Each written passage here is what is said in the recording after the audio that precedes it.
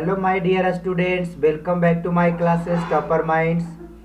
स्वागत है आप सभी का हमारे YouTube channel topper mind classes में। तो मेरे प्यारे बच्चों, ये हमारा रामबान बैच और रामबान बैच का आज हमारा जो है डे 7 है, यानी आप सबको बता दें कि आज हमारा 7वां दिन है। और मेरे प्यारे बच्चों, 7वां दिन में आप सभी के बीच में कुछ बहुत ही खास होने वाला है। तो आप सभी जो है पूरे वीडियो को गौर से देखेंगे। और हाँ, एक बात और, अभी तक जो हमारे चैनल पर पहली बार आए हैं, सबसे पहले चैनल को सब्सक्राइब कर दीजिए और बेल आइकन को भी प्रेस कर दीजिए ताकि हमारे वीडियो का नोटिफिकेशन आप तक पहुंचता रहे।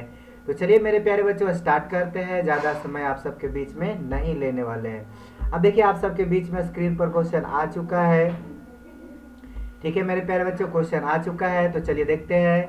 देखिए, आप सभी को जानकारी के मुताबिक मैं बता दूं कि हम पर डे आप सबके बीच में 5 सब्जेक्ट यानी साइंस, ठीक है, सोशल साइंस, मैथ,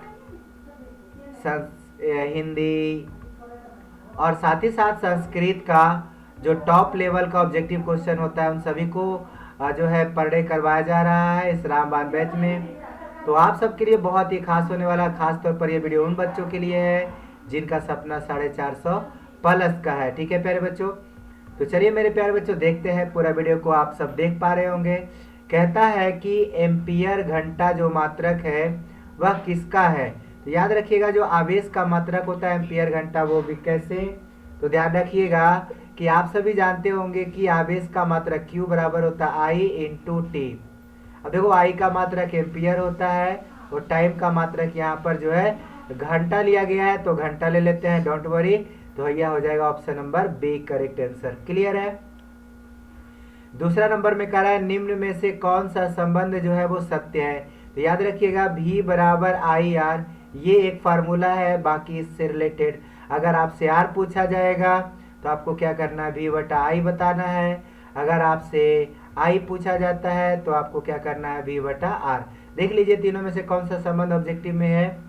तो V का पूछ रहा है तो V में देख लीजिए आई आर होगा मेरे प्यारे बच्चों, option number C correct answer. ठीक है, तो आप सबके बीच में जो ऑप्शन दिख रहा है वो बहुत ही इम्पोर्टेंट क्वेश्चन है। सो आप सभी बच्चों से एक ही रिक्वेस्ट करेंगे कि एक एक क्वेश्चन को आप सब याद कर लीजिएगा, क्योंकि ये बहुत ही मेहनत के बाद जो है प्रश्नों को हम आप सबके बीच में लेकर आए हैं। ठीक है मेरे प्यारे बच्चों, चलिए तो अब हम लोग और आगे बढ़ते हैं, थोड़ा सा और देखेंगे क्वेश्चन नंबर 3 की तरफ। ठीक है मेरे प्यारे बच्चों, अब देखिए क्वेश्चन नंबर 3 आप सबके बीच में आ चुका है। कहता है कि चुंबक के भीतर चुंबकीय क्षेत्र रेखाओं की जो दिशा होती है वह क्या होती है। चुंबक के भीतर, अब देखो चुंबक के भीतर मैंने ये क्वेश्चन कई बार करवाया है। ये नॉर्थ पोल होता है, साउथ पोल होता है, और हमेशा ध्यान रखिएगा कि चुंबक के भीतर जब भी होगा तो साउथ पोल से नॉर्थ पोल की तरफ भीतर में, देखिए ऐसे घूमता है ना, ऐसे करके घूमता है, तो ये फिर से देखिए रिटर्निंग इधर से इधर आएगा कि नहीं आएगा।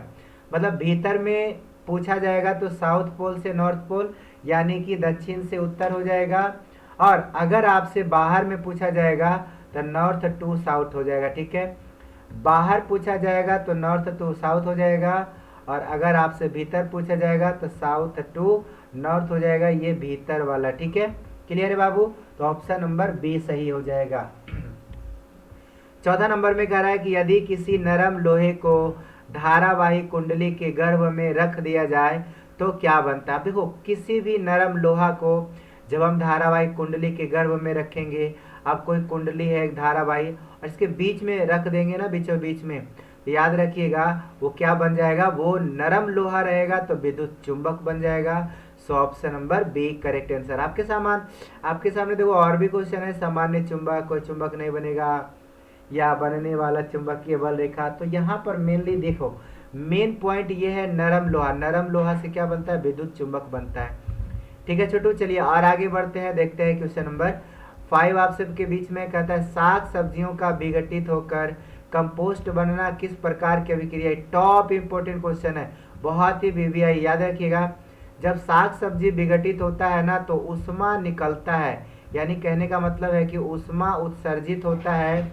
और आप सब बता सकते हैं कि जिसमें ऊष्मा उत्सर्जित होता है उसे क्या कहा जाता है, ऊष्मा क्षेपीय अभिक्रिया। ठीक है, और जिसमें ऊष्मा का क्या होता है, अवशोषण होता है, यानी ऊष्मा का अगर अवशोषण होगा, तो ध्यान रहे कि ऊष्मा का अवशोषण जब होता है तो ये कहलाता है ऊष्मा शोषी अभिक्रिया। ठीक है, ऊष्मा शोषी अभिक्रिया, ये 2 नंबर में क्वेश्चन पूछता है आप सबके बीच। ठीक है, 6 में कह रहा है कौन सा जो है निम्न में से किस धातु का गलनांक सबसे कम है, जैसे अल्मुनियम, कॉपर, सोडियम और आयरन। तो याद रखिएगा कि इसमें से सोडियम का जो गलनांक है वह सबसे कम है। ठीक है, सोडियम का गलनांक सबसे कम है। और मेरे प्यारे बच्चों, आप यहाँ पर देख पा रहे हैं कि आप अगला क्वेश्चन कह रहा है कि एसिटिक अम्ल का IUPAC नाम क्या है। एसिटिक अम्ल का IUPAC नाम आपसे पूछा जा रहा है। तो एसिटिक अम्ल को हम लोग कैसे लिखते हैं, तो CH3OH, यही ना होता है। तो अब ये देख लीजिए कि मेथेनोइक अम्ल, इसी का नाम है मेथेनोइक अम्ल। तो मेरे प्यारे बच्चों ऑप्शन नंबर हो जाएगा बी करेक्ट आंसर। ठीक है, 8वां में कहता है वर्ग 1 के तत्व क्या कहलाते हैं। तो याद रखिएगा क्षार धातुएं कहलाते हैं वर्ग के 1 के तत्व। तो यहाँ पर ऑप्शन के अकॉर्डिंग जो है क्या हो जाएगा, ऑप्शन के अकॉर्डिंग कहाँ गया ऑप्शन, आई 1 मिनट, ऑप्शन, अच्छा ऑप्शन यहाँ पर है क्षारीय मृदा। ठीक है, तो जो वर्ग 1 होगा यहाँ पर आपको बता देते हैं कि अगर वर्ग 1 होगा तो ये कहलाएगा क्षारीय मृदा। ठीक है, क्षारीय मृदा। और अगर वर्ग 2 रहेगा तो ये हो जाएगा यानी क्षारीय पृथ्वी मृदा, या कह सकते हैं ये पृथ्वी, क्षारीय पृथ्वी धातु, ये होता है एल्कली अर्थ मेटल, तो पृथ्वी धातु हो जाएगा। बाकी ये दोनों ज़्यादा पूछता है, तो 1 नंबर में क्षारीय मृदा हो जाएगा, क्षारीय मृदा धातु में, और दूसरा हो जाएगा क्षारीय पृथ्वी। चलिए अगला बढ़ते हैं 9 नंबर में कि आवर्त सारणी का जो शून्य समूह है उसका तत्व कौन है। शून्य समूह कहा जाता है वर्ग 18 को। ठीक है, वर्ग 18 को कहा जाता है। वर्ग 18 में कौन आता है, तो हम एक बार नाम बता देते हैं, हीना, ये क्या बोलते हैं ना, ट्रिक बता देते हैं यहाँ पर। कहता है हीना, नेहा और करीना, जेरीना, यही ना ट्रिक है इसका। तो इसमें हीलियम हो गया, उसके बाद बात करते हैं नियॉन हो गया, उसके बाद बात करते हैं आर्गन हो गया, और उसके बाद बात करते हैं क्रिप्टन हो गया, और फिर क्रिप्टन के बाद जेनॉन हो गया, और जेनॉन के बाद रेंडॉन हो गया। तो ये जो है ये सब के सब वर्ग 18 के तत्व है। और अगर कभी भी पूछा जाएगा वर्ग 18 के तत्व कौन है, तो देख लीजिएगा ऑप्शन में। फिलहाल इसमें से एक ही ऑप्शन मैच कर रहा है, ऑप्शन नंबर बी। 10 नंबर का क्वेश्चन कह रहा है कि इथाइल एल्कोहल किस प्रकार के श्वसन में बनता है। तो याद रखिएगा जब इथाइल एल्कोहल जो है वह अवायवीय श्वसन में बनता है, option number B correct answer. ठीक है, उसके बाद हम लोग और आगे बढ़ेंगे। 11 नंबर में कह रहा है कि जो धमनियों का कार्य है, धमनी का कार्य क्या है, तो देखो धमनी का कार्य है शुद्ध रक्त को वहन करना। यानी कहने का मतलब जो हमारा हार्ट है, तो हार्ट में क्या करता है कि शुद्ध रक्त है ना, शुद्ध या ऑक्सीजनित रक्त भी कह सकते हैं, शुद्ध रक्त को ऑक्सीजनित रक्त भी कहा जाता है, ऑक्सीजनित रक्त। ठीक है, तो ये क्या करता है कि शुद्ध या ऑक्सीजनित रक्त का परिवहन करता है। ठीक है, तो धमनी मान लेते हैं सीरा पूछ देता तो इसका आंसर हो जाता अशुद्ध रक्त का वहन करना। ठीक है, तो सीरा अशुद्ध रक्त का वहन करता है और धमनी शुद्ध रक्त, तो धमनी का है option number 1 correct answer. Clear है। 12 नंबर में है पुष्पी पौधों में जो है लैंगिक जनन किसके द्वारा होता है। तब पुष्पी पौधा अगर है तो उसमें लैंगिक जनन फूलों के द्वारा होता है। ठीक है, सो ऑप्शन नंबर सी इसका करेक्ट आंसर हो जाएगा। हमेशा याद रखिएगा कोई भी फूल वाला पौधा है तो उसमें लैंगिक जनन कहाँ होता है, फूलों के द्वारा होता है।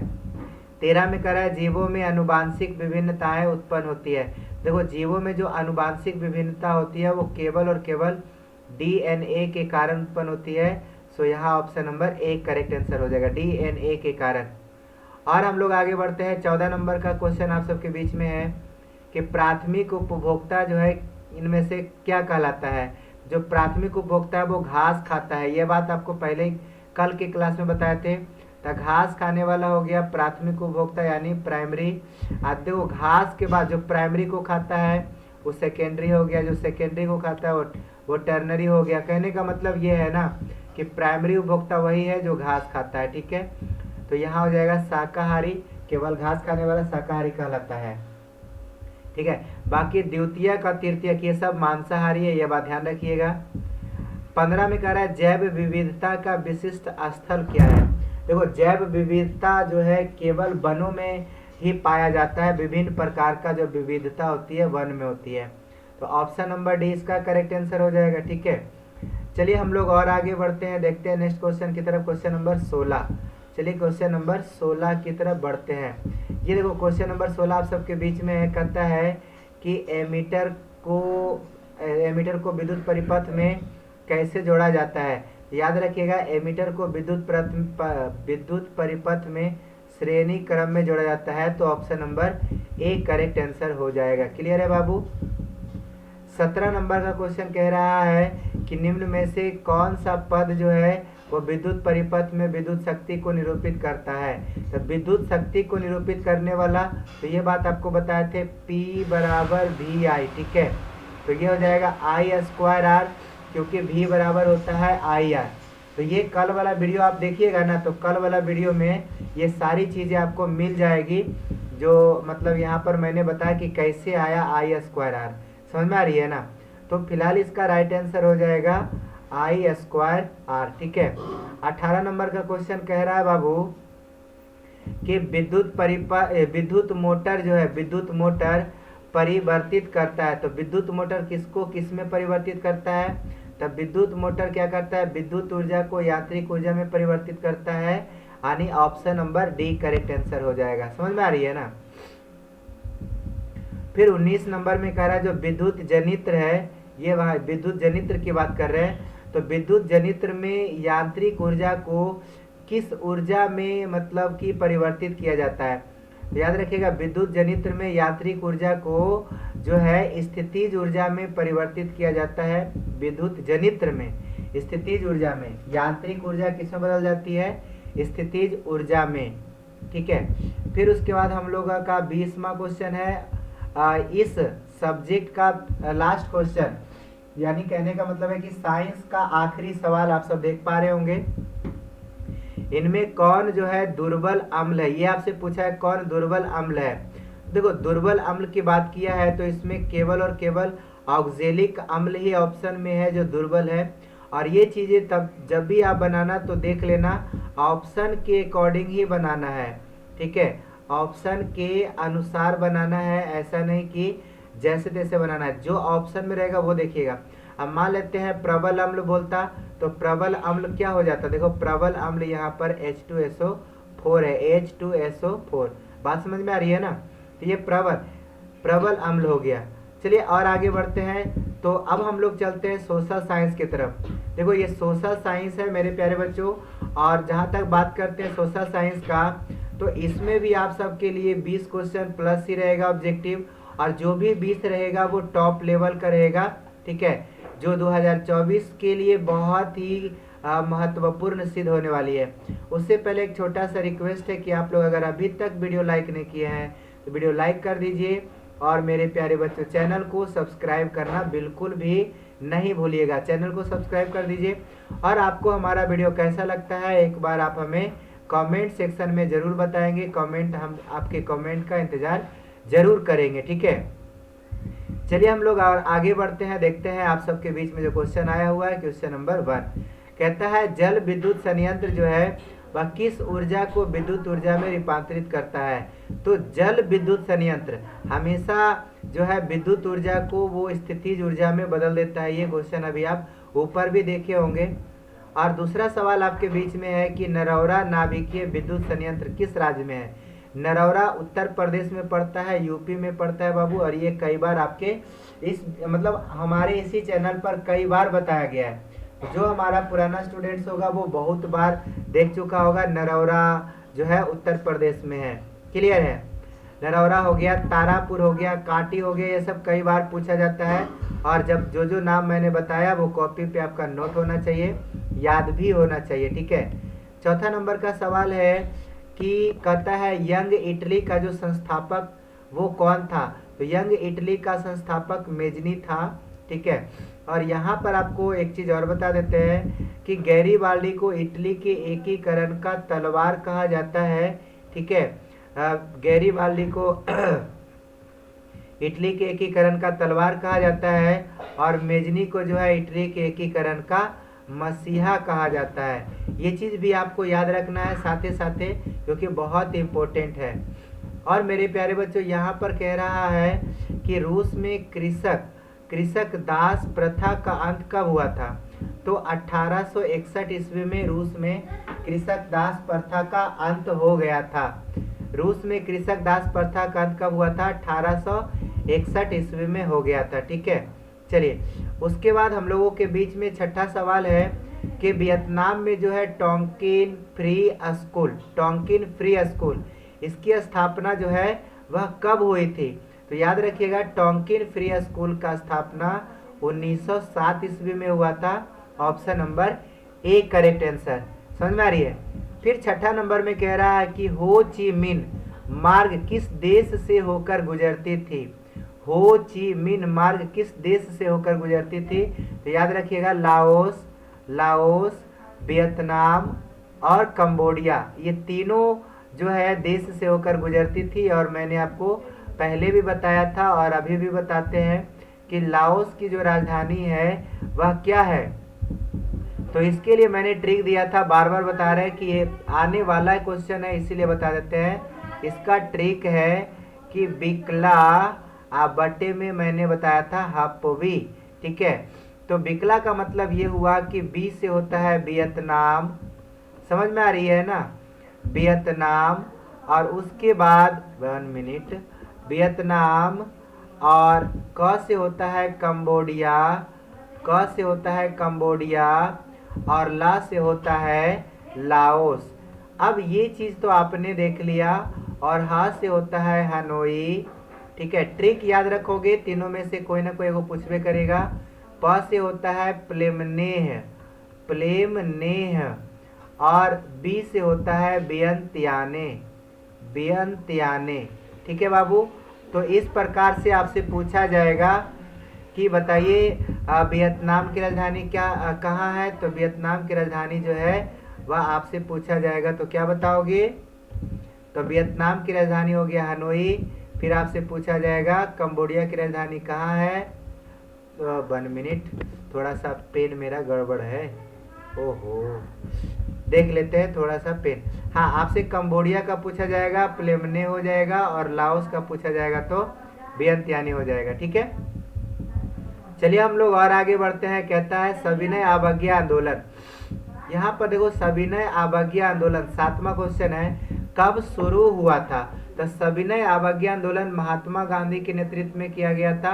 ठीक है, अहमदाबाद में 1930 ईस्वी में। याद होगा आप लोगों को, सविनय अवज्ञा आंदोलन कब शुरू हुआ था? 1930 ईस्वी में स्टार्ट हुआ था। फिर कहता है कि औपनिवेशिक भारत का जो वाणिज्यिक राजधानी है वो कौन थी? तो याद रखिएगा, जो औपनिवेशिक है या वित्तीय राजधानी भी कह सकते हैं, तो वित्तीय राजधानी मुंबई को कहा जाता है। यहाँ पर आपको याद रखना है मुंबई। ठीक है, बम्बई। अगला क्वेश्चन 9 नंबर में कह रहा है कि भारत में राज्य पुनर्गठन जो है आयोग की स्थापना कब हुई थी? तो भारत में राज्य पुनर्आयोग की जो ये स्थापना हुई थी वह 1953 में हुआ था, यानी 1953 ईस्वी में हुआ था। समझ में आ रही है? उसके बाद हम लोग के बीच अगला सवाल है 10 नंबर में, कह रहा है कि पंचायत का चुनाव कौन करवाता है? एक बात याद रखिएगा, पंचायत में जो चुनाव होता है वह राज्य चुनाव आयोग करवाता है। और वैसे भी चुनाव की प्रक्रिया है तो वो केवल और केवल कौन करवाता है? तो चुनाव आयोग ही करवाता है। ठीक है, 11 नंबर में कह रहा है 15वीं लोकसभा चुनाव से पूर्व लोकसभा में महिलाओं की भागीदारी कितनी थी? तो जब 15वीं लोकसभा चुनाव आया था तो उससे पहले महिलाओं की भागीदारी मात्र 10% था, लेकिन 15वीं लोकसभा के बाद जो है महिलाओं की भागीदारी 50% हो गया। ठीक है चलिए और हम लोग आगे बढ़ते हैं। 12 नंबर में देखिए 12 नंबर का सवाल आप सबके बीच में है कि किस क्षेत्र को द्वितीयक क्षेत्र कहा जाता है। तो याद रखिएगा, सेवा क्षेत्र को द्वितीयक क्षेत्र कह सकते हैं, तो यहाँ सेवा क्षेत्र हो जाएगा। और कृषि क्षेत्र को हम लोग प्राथमिक क्षेत्र कहते हैं, तो ये प्राथमिक क्षेत्र हो जाएगा। ठीक है, चलिए उसके बाद हम लोग और आगे बढ़ते हैं, देखेंगे question number 1 minute. Question number यहाँ पर वो कितना था, 13। हाँ, 13 नंबर का क्वेश्चन देखिए छूट गया था, हम इसको यहाँ पर देख लेते हैं। कहता है राष्ट्रीय विकास परिषद का गठन कब हुआ था। राष्ट्रीय विकास परिषद का गठन जो है वह कब हुआ था। तो इसका जो आंसर हो जाएगा मेरे प्यारे बच्चों, राष्ट्रीय विकास परिषद का जो गठन है वह 1952 ईस्वी में हुआ था, ऑप्शन सी। 14 नंबर में कह रहा है कि भारत में सहकारिता आंदोलन का प्रारंभ कब हुआ। भारत में सहकारिता आंदोलन का जो प्रारंभ हुआ था वह 1904 ईस्वी में हुआ था, option number A correct answer. 15 number का सवाल में कहता है मानव अधिकार आयोग के अध्यक्ष जो होते हैं वह कौन होते हैं। तो मानव अधिकार आयोग के जो अध्यक्ष होते हैं वह सर्वोच्च न्यायालय के अवकाश प्राप्त प्रधान न्यायाधीश, मतलब अगर सर्वोच्च न्यायालय में छुट्टी लिए हुए हैं और छुट्टी के बाद जो है मेन यानी चीफ जस्टिस होता है ना, तब वही होता है मानव अधिकार आयोग के अध्यक्ष, अगर वो अवकाश पर है ठीक तब। उसके बाद कहता है 16 नंबर का सवाल में कि कुल जल का कितना प्रतिशत भाग महासागरों में निहित है। बहुत इंपॉर्टेंट क्वेश्चन है। तो महासागर में 96.5% भाग जो है वह महासागर में है। टोटल जल जितना पृथ्वी पर है उसका 96.5% केवल महासागरों में स्थित है। फिर कहता है गेहूं के उत्पादन में भारत का विश्व में कौन सा स्थान है। तो गेहूं उत्पादन में भारत विश्व में दूसरा नंबर पर है। क्लियर है। उसके बाद बात करते हैं भूकंप संभावित क्षेत्र में जो भवन की आकृति है वो कैसी होनी चाहिए। तो आयताकार होनी चाहिए। ठीक है, आयताकार होनी चाहिए, रेक्टेंगुलर होनी चाहिए, जहां भूकंप बराबर आता है। 19 में एक्सप्रेसवे किस परिवहन से संबंधित है। तो एक्सप्रेसवे जो आता है वो सड़क परिवहन में आता है। एक्सप्रेसवे ठीक है, केवल सड़क परिवहन में आता है, रेल परिवहन में और वायु परिवहन में एक्सप्रेसवे नहीं होता है। 20 में कहता है कि बिहार में नहरों द्वारा सबसे अधिक सिंचाई किस जिला में होती है। तो नहर के द्वारा सबसे ज्यादा सिंचाई रोहतास जिला में होती है, option number B correct answer. समझ आ रही है। अच्छा, उसके बाद ये हमारा कितना नंबर का क्वेश्चन था। तो ये जो अभी आप देखें 20वां नंबर, यानी कहने का मतलब है कि आपका सोशल साइंस भी कंप्लीट हो गया। ठीक है, अब ये हमारा आज के सेशन का तीसरा सब्जेक्ट है और तीसरा सब्जेक्ट में भी हम आप सबके बीच में टॉप 20 क्वेश्चन लेकर आए हैं और टॉप 20 क्वेश्चन को देखेंगे मेरे प्यारे बच्चों। आप सभी ध्यान दीजिएगा। ठीक है, चलिए तो टॉप 20 क्वेश्चन को हम देखते हैं, सॉल्व करते हैं बिल्कुल बेसिक तरीके से।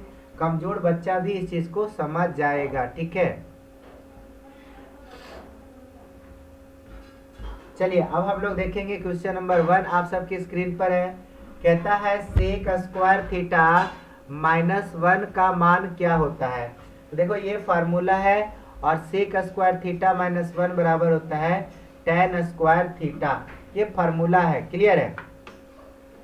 दूसरा कहता है कि अगर पीई और पीई नहीं जोड़ देंगे तो कितना आएगा। तो सदैव एक आता है, मतलब घटना घटने की प्रायिकता और नहीं घटने की प्रायिकता दोनों जोड़ देंगे तो हमेशा एक होगा, ऑप्शन नंबर बी। तीसरा सवाल आप सबके बीच में मैथ का है। कहता है कि साइन π/4 माइनस कॉस π/4 का मान क्या होगा। तो देखिए साइन π/4 यानी 45 डिग्री हो गया, तो साइन 45 डिग्री अब माइनस कॉस 45 डिग्री। अब 45 डिग्री का मान तो सेम होता है तो 0 हो जाएगा, ऑप्शन बी करेक्ट आंसर। ठीक है। चौथा नंबर में कहता है कोण अगर थीटा है तो त्रिज्यखंड का क्षेत्रफल क्या होगा। याद रखिएगा थीटा बटा 360 गुने πr², यह होता है त्रिज्यखंड का क्षेत्रफल। देख लो कौन सा ऑप्शन में है, option number D correct answer. फिर हम लोग का अगला 5वां नंबर का सवाल है मेरे प्यारे बच्चों कि द्विघात समीकरण इतना का विवेचक क्या होगा। विवेचक यानी डी पूछा है, फार्मूला होता है बी स्क्वायर माइनस 4ac। अब आप यहाँ पर बैठा सकते हैं, बी की जगह कितना है -4, तो हो जाएगा -4 का होल स्क्वायर -4 इंटू ए की जगह यहाँ पर 2 है और सी की जगह यहाँ देखिए 3 है, तो यहाँ 3 ले लेंगे। समझ में आ रही है ना। 4 का स्क्वायर 16, अब -4 दूनी 8 और 8 तिया 24। 16 में 24 घटा देंगे कितना आएगा, माइनस में 8 आएगा, तो इसका आंसर हो जाएगा सी करेक्ट आंसर। छठा में कह रहा है कौन परिमेय संख्या है, तो परिमेय पहचानना है, तो पाई क्या है, पाई भी अपरिमेय है, ये नहीं होगा। √7 अपरिमेय है, ये भी नहीं होगा। √16 है तो इसका वर्गमूल 4, 25 का वर्गमूल 5।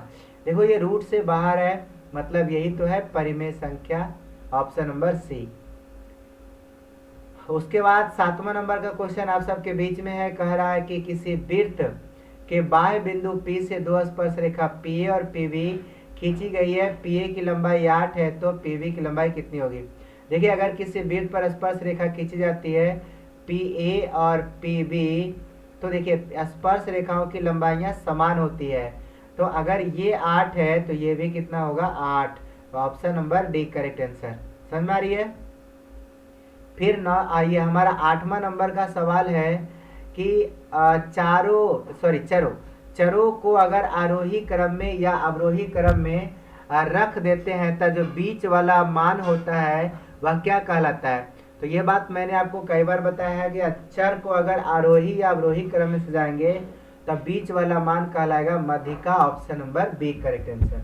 ठीक है, चलिए उसके बाद हम लोग आगे बढ़ते हैं 9 नंबर में कि बाह्य बिंदु से वृत्त पर खींची गई स्पर्श रेखाओं की लंबाइयां क्या होगी, तो समान होती है, अभी जैसे ऊपर वाला क्वेश्चन में बताए थे, option number B correct answer.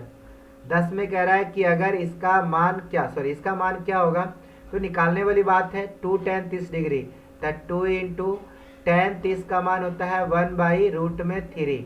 नीचे देखिए 1 + tan स्क्वायर 30 डिग्री, तो इसको कह सकते हैं सेक स्क्वायर 30 डिग्री, तो सेक 30 का मान कितना होता है 2/√3 और इसका होल स्क्वायर कर दो, तो ऊपर में लिखा है 2/√3 और नीचे देखिए 2 का स्क्वायर 4 और √3 का स्क्वायर 3, तो 4/3 है, उलट के हम 3/4 नहीं लिख सकते हैं, काटिए ना, 2 से कट जाएगा 2 दूनी 4 और 3 है जो √3 बार में कट जाएगा, तो ऊपर आ गया √3/2 और √3/2 किसका मान है, तो साइन 60 डिग्री का या फिर आप कह सकते हैं कॉस 30 डिग्री का। देख लो, तो option number A correct answer. 10 के बाद 11 नंबर में हम लोग बढ़ते हैं आगे। 11 नंबर का सवाल देखिए, 11 नंबर का सवाल में कह रहा है कि ए बी सी से बने त्रिभुज का क्षेत्रफल वो है वर्ग इकाई में क्या होगा। तो क्षेत्रफल पूछा है, तो देखिए x का वैल्यू 0 है, y का वैल्यू x1 भी 0 है, x2 भी 0 है, तो केवल x3 लेकर काम कर लीजिए, हाफ इंटू x3 और 23 31 12 होता है, लास्ट में हो जाएगा y1 माइनस y2, बस ये फॉर्मूला लगा दो। तो हाफ गुने x3 कितना दिया हुआ है, तो 3 इंटू y1 की जगह 1 और माइनस में 5 यानी घटाएंगे तो -4 आएगा। ठीक है, कैलकुलेट करने पर 1/2 गुने 4 तिया 12, अब माइनस में नहीं लेंगे क्योंकि आपको मालूम है क्षेत्रफल कभी माइनस में नहीं होता है, तब 12/2 कितना आएगा 6 आएगा, प्लस में option number C correct answer. ये शॉर्टकट में बनाने का तरीका है, ये चीज ध्यान रखना। 12 में यदि ऊंचाई h है और त्रिज्या r है, एक ठोस बेलन के वक्र पृष्ठ का क्षेत्रफल और इसके कुल पृष्ठ का क्षेत्रफल का 1/3 है, तो बताइए क्या होगा। कहने का मतलब ये है कुल मिलाकर कि देखो ध्यान रखना, हम यहाँ पर क्या कहना चाह रहे हैं, हम यहाँ पर ये कहना चाह रहे हैं, थोड़ा सा वेट कर लीजिएगा। देखिए अभी कुछ भी पढ़ते हैं ना तब पढ़ा जाता है ना।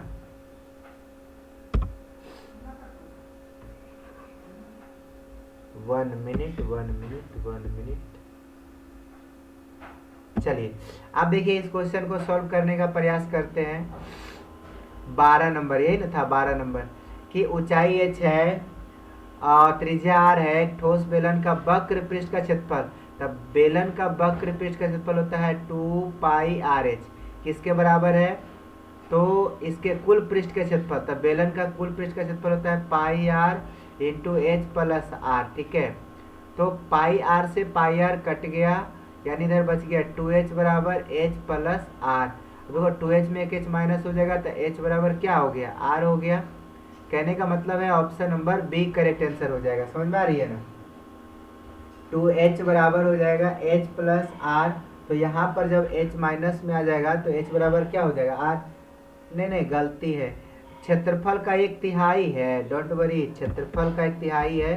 क्वेश्चन में थोड़ा सा ध्यान देना पड़ेगा, नहीं तो गलती हो जाएगा। ठीक है, मतलब ये जो है इसका 1/3 है, मतलब 1/3 है। ठीक है, मल्टीप्लाई कर दो, 3 दूना 6। अब बाकी पाई आर से पाई आर तो कट ही जाएगा, खाली बचेगा 6h बराबर में h प्लस आर। अब ये इधर आ जाएगा तो 5h बराबर आर। एक तो पहले ऑप्शन मैच नहीं कर रहा है, और दूसरी चीज़ क्या है, कंफ्यूज कर रहा है। बेलन का वक्र पृष्ठ का क्षेत्रफल इसके कुल पृष्ठ क्षेत्रफल का 1/3 है, तो कुल पृष्ठ क्षेत्रफल इतना होता है, इसका 3, तो 3 दूना 6 हो जाएगा। और जब मल्टीप्लाई करेंगे तो 6h बराबर है, कहाँ, यही तो आ रहा है 5h प्लस आर। इसमें ऑप्शन ही नहीं है, ऑप्शन नंबर डी हो जाएगा। या फिर अगर डाउट सेशन में है तो इसको हम लास्ट में देख लेंगे। अभी फिलहाल कंफर्म ऐसे लग रहा है 5h बराबर आर ही होगा। ठीक है, चलिए अगला सवाल की तरफ बढ़ते हैं। 13 नंबर, रेखीय समीकरण युग्म इतना और इतना का कैसा हल होगा। ये जांचने वाली बात है। यहाँ देखो a1 की जगह कितना है 1, b1 की जगह कितना है 2, और c1 की जगह कितना है 5। यहाँ देखो a2 की जगह कितना है, a2 की जगह 3, b2 की जगह कितना है 12, और c2 की जगह कितना है 10। जब आप कैलकुलेट करेंगे a1 बटा a2 तो कितना आ जाता है 1/2, सॉरी 1/3। इसी तरह निकालो b1 बटा b2 निकालोगे तो 2 बटा कितना आ रहा है, b2 की जगह 12 है तो 2 बटा 12, काट देंगे तो 2 कम 2, 2 छक 12। देखो सेम आया क्या, सेम नहीं आया। जब a1 बटा a2 बराबर नहीं रहता है ना b1 बटा b2, तो इसका अद्वितीय हल होता है। ठीक है, यहाँ से भी जा सकते हैं 1/3 बराबर यहाँ 2/6, मतलब 2/12, यानी 1/6 आता है, बराबर नहीं है। तो इसका जो है कह सकते हैं कि अद्वितीय हल होगा, जो कि इसमें है एकल हल होगा। हाँ यही तो है, option number A correct answer. Clear है बाबू? चलिए अगला सवाल की तरफ बढ़ते हैं। नेक्स्ट क्वेश्चन की तरफ बढ़ेंगे। कहता है 14 नंबर में, एक वृत्त का परिमाप और क्षेत्रफल जो है वो बराबर है तो त्रिज्या क्या होगा। परिमाप क्या होता है 2πr, क्षेत्रफल क्या होता है πr²। तो πr से πr कट गया, एक r बच गया, मतलब यहाँ कह सकते हैं r बराबर 2 यूनिट, यहाँ पर हो जाएगा 2 इकाई। ठीक है, अगला कहता है 15 नंबर का क्वेश्चन। आप यहाँ देख पा रहे होंगे कि जिस त्रिभुज का तीनों शीर्ष का नियमक कितना है उसका परिमिति कितना होगा। मतलब देखो सीधी सीधी बात है, परिमिति बोला है मतलब ये भुजा और ये भुजा जोड़ दो, तो इसका निर्देशांक कितना है -4,0 हो जाएगा। इसका निर्देशांक कितना है 0,3 है, और इसका निर्देशांक कितना है 0,0 है। तो देखिए इस दोनों के बीच में दूरी यही रह जाएगा, मतलब 3। ये दोनों के बीच में दूरी रह जाएगा -4, और ये दोनों के बीच में दूरी रह जाएगा कितना था -4। तीनों को जोड़ दीजिए तब -4 प्लस, सॉरी 1 मिनट, -4 और यहाँ हो जाएगा +3, तो कितना आ जाएगा +3, तो 4 4 8, तो -8 और +3 घटाएंगे तो -5 आ जाएगा, जो कि ऑप्शन देख लेना जो भी हो ऑप्शन में -5। देखो यहाँ 12 इकाई है जो कि गलत है, -5 नहीं होगा, लेकिन एक मिनट देख लेते हैं, थोड़ा सा वेट कर लो। 4 4 8 3 11, दूरी भुजा तो कभी माइनस में आता नहीं है, तो दूरी तो प्लस यानी प्लस में आएगा, ये भी प्लस में आएगा।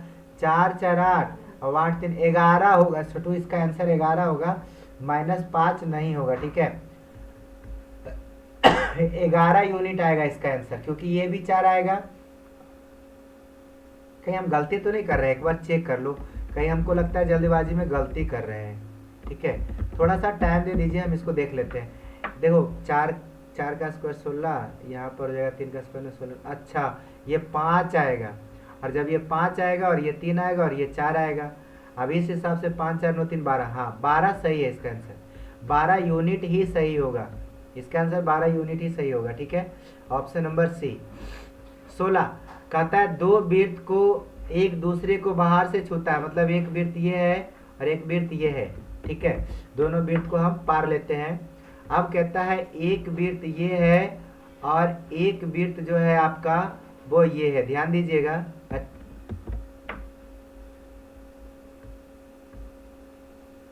अब यहाँ पर बाहर से छू रहा है। ठीक है, कहता है तो दोनों वृत्त से एक साथ गुजरने वाली स्पर्श रेखा की संख्या कितना होगा।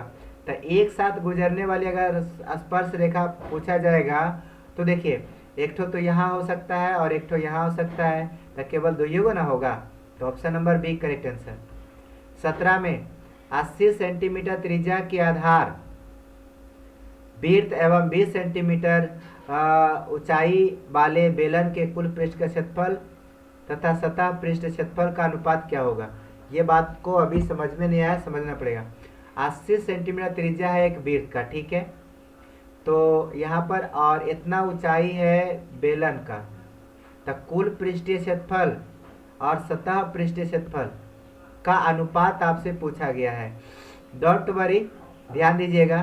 तो त्रिज्या दे रखा है 80 और ऊंचाई दे रखा है कितना, ऊंचाई दे रखा है 20, तो कुल पृष्ठ का क्षेत्रफल हो जाएगा बेलन का 2 नहीं पाई पर minute pi r into h plus r, अब बटा में हो जाएगा सतह पृष्ठ का क्षेत्रफल, सतह मतलब ये वाला है ना, तो 2 पाई आर एच। कैलकुलेट करो ना, पाई आर से पाई आर कट जाएगा, एच प्लस आर तो 80 या 20 कितना हो जाएगा 100 और नीचे 2h, तो 2 इंटू एच का मान कितना है तो 20, यहाँ हो जाएगा 20, 20 25 100 कट गया, ऊपर में 5/2 यानी 5:2 आएगा इसका आंसर। ऑप्शन में नहीं है लेकिन 5:2 होगा। ठीक है, क्योंकि ऊंचाई कितना दिया हुआ है 20।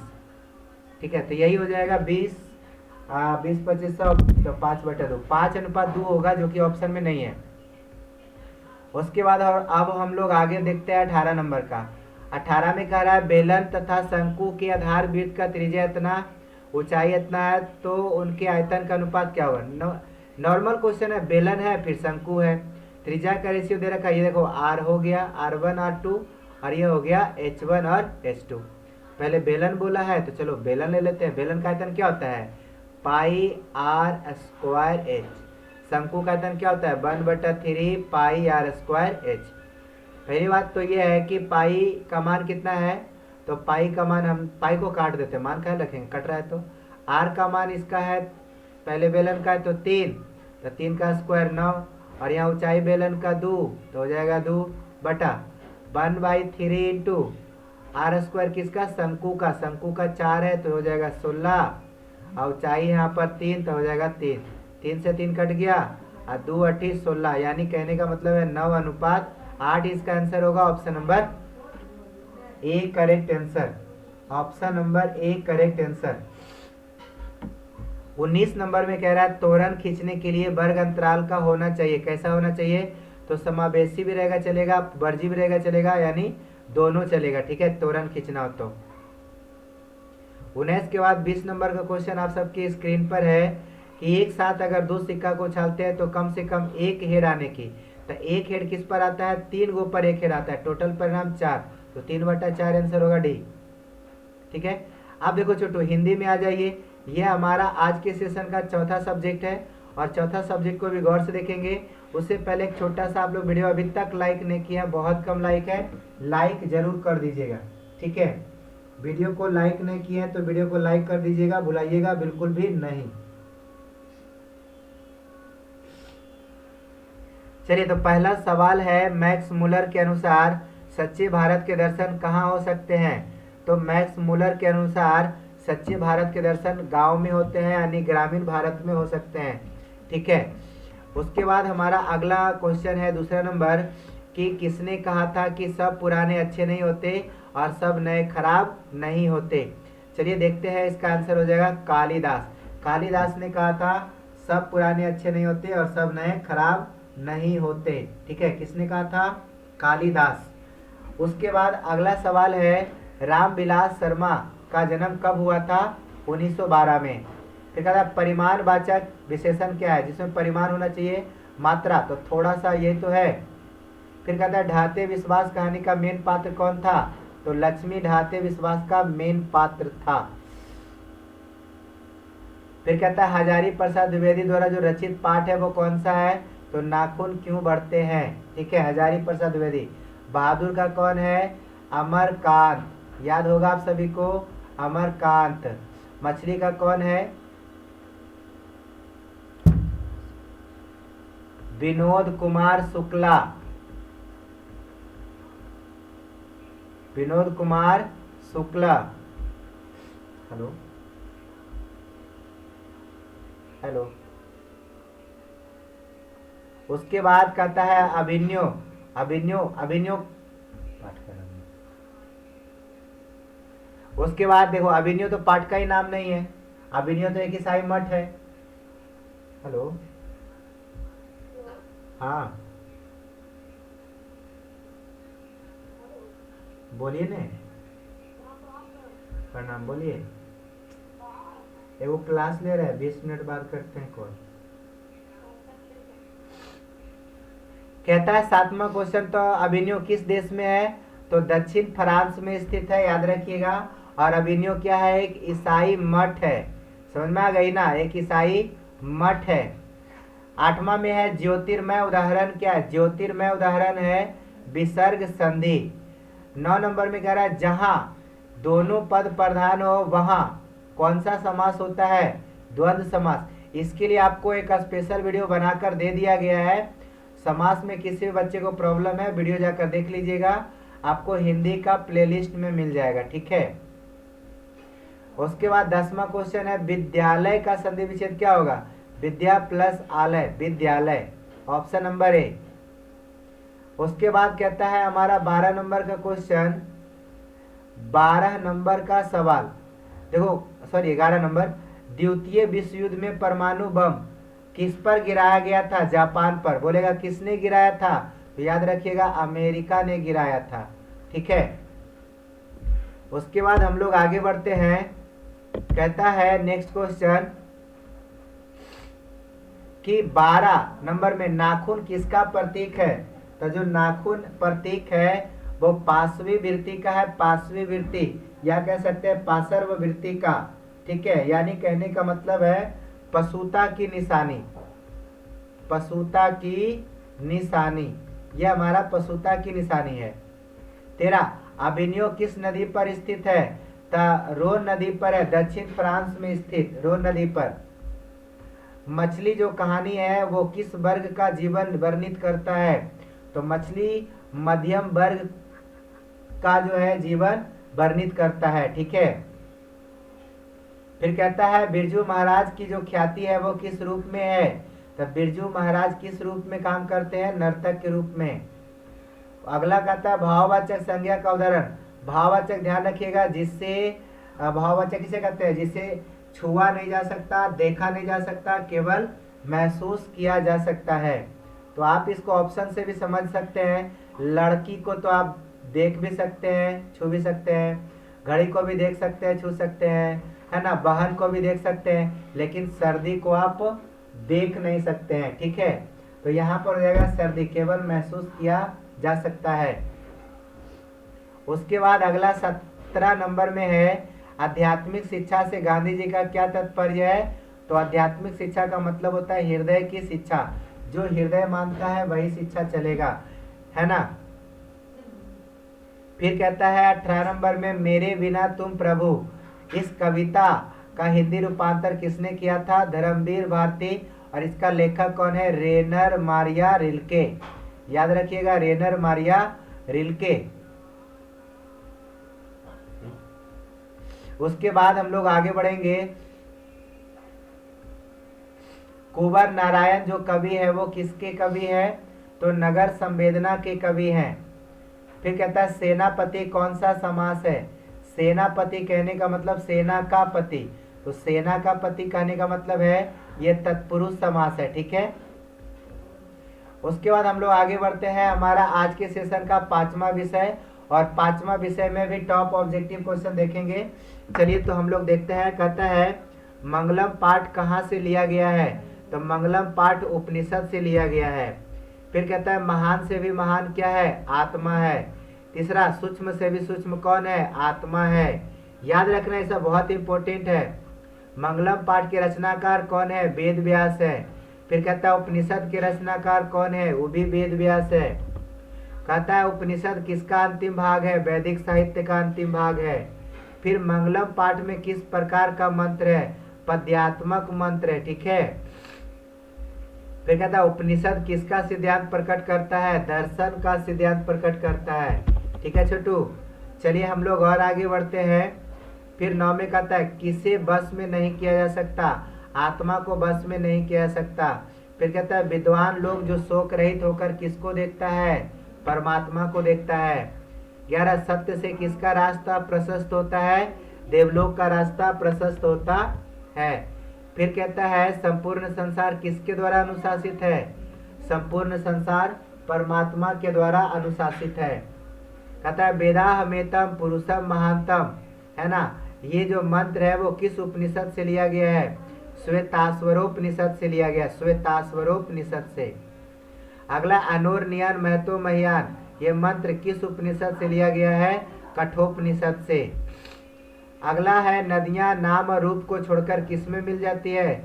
समुद्र में मिल जाती है। ठीक है, नाम रूपे विहाय समुद्र आगच्छता। फिर कहता है किसकी विजय नहीं होती है? तो असत्य की विजय नहीं होती है। मान लो पूछ देगा किसकी विजय होती है, तो याद रखिएगा सत्य की विजय होती है। ठीक है, चलिए उसके बाद कहता है किनकी महिमा का गायन हुआ? तो परमात्मा की महिमा का गायन हुआ है। फिर कहता है सबसे बड़ा खजाना क्या है? सत्य सबसे बड़ा खजाना है, सत्य। फिर कहता है ईश्वर क्या है? सत्य ही ईश्वर है। और आगे कहता है मेरे प्यारे बच्चों कि इस वास्योपनिषद में किसके विषय में कहा गया? तो इस वास्योपनिषद में सत्य के विषय में कहा गया। फिर कहता है कि कठोपनिषद में किसके बारे में कहा गया? तो कठोपनिषद में मोक्ष के बारे में कहा गया, मोक्ष प्राप्ति। और आगे कहता है कि श्वेताश्वरोपनिषद में किसके बारे में कहा गया? श्वेताश्वर उपनिषद में परमात्मा के बारे में कहा गया। आगे कहता है किसके प्रभाव से विद्वान शोक रहित हो जाते हैं? इंद्रियों के प्रभाव से विद्वान भी क्या हो जाते हैं? शोक रहित हो जाते हैं। फिर सत्य का मार्ग जो है वह सत्य मार्ग से विद्वान कहाँ जाते हैं? तो सत्य के मार्ग से देवलोक का रास्ता प्रशस्त होता है, यानी देवलोक जाते हैं। कौन अपने नाम और रूप को छोड़कर समुद्र में मिल जाती है? तो नदियाँ, नदियाँ हो जाएगी ऑप्शन नंबर सी। नदियाँ अपने नाम और रूप को छोड़कर समुद्र में मिल जाती है। ठीक है, उसके बाद बात करते हैं साधक किसको पार करता है? तो साधक जो है वो मृत्यु को पार कर जाता है। उसके बाद हम लोग आगे बढ़ेंगे, देखेंगे कहता है कि सत्य धर्म के लिए किसको हटा देना चाहिए? तो हिरण्यमयीन पात्रेन को, यानी स्वर्ण जैसा पात्र को। आगे कहता है सत्य का मुख किस पात्र से ढका है? हिरण्यमयीन पात्रेन से, यानी स्वर्ण पात्रेन से। फिर कहता है नदियां क्या छोड़कर समुद्र में मिल जाती है? अपना नाम और रूप छोड़कर। अगला है प्राणियों की हृदय रूपी गुफा में कौन बंद है? तो आत्मा बंद है प्राणियों की हृदय रूपी गुफा में। फिर कहता है नदियां कहाँ जाकर मिलती है? तो नदियां समुद्र में जाकर मिलती है। आगे कहता है किसकी जय होती है? सत्य की जय होती है। फिर किसका मुख सोने के पात्र से बंद है? सत्य का मुख जो है सोने के पात्र से बंद है। जितना भी क्वेश्चन है सब वीवीआई ऑब्जेक्टिव है बाबू, वीवीआई। 34, ब्राह्मण का मुख किससे ढका हुआ है? सोने जैसे पात्र से। फिर कहता है विद्वान अपना नाम छोड़कर किस में मिल जाता है? परमात्मा में मिल जाता है। उसके बाद अगला सवाल है मेरे प्यारे बच्चों, कहता है जो ऋषि लोग होते हैं वह देवलोक की प्राप्ति के लिए किस मार्ग को अपनाते हैं? सत्य मार्ग को अपनाते हैं। 37 में हिरण्यमयीन पात्रेन जो है हिरण्यमयीन पात्रेन सत्य धर्माय दृष्टे किस उपनिषद का मंत्र है? इस वास्योपनिषद का मंत्र है। ठीक है, आगे कहता है उपनिषद के अंतिम भाग में किसका सिद्धांत है? दर्शन। ये देखिए प्रीवियस क्वेश्चन है, ये कई बार आ चुका है, रिपीटेड क्वेश्चन है। ठीक है, 39 में आदित्य का पर्यायवाची क्या है? आदित्य का पर्यायवाची सूर्य है, मतलब सूर्य को ही आदित्य कहा जाता है। तो मेरे प्यारे बच्चों, यहाँ पर आप सभी का क्लास जो है वह एंड होता है।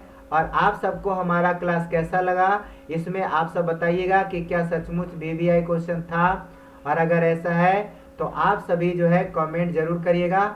और उससे पहले एक छोटा सा रिक्वेस्ट, आप लोग वीडियो लाइक नहीं करते हैं, प्लीज़ वीडियो को लाइक करके चैनल सब्सक्राइब कर दीजिए और अपने दोस्तों के पास वीडियो को शेयर कर दीजिएगा।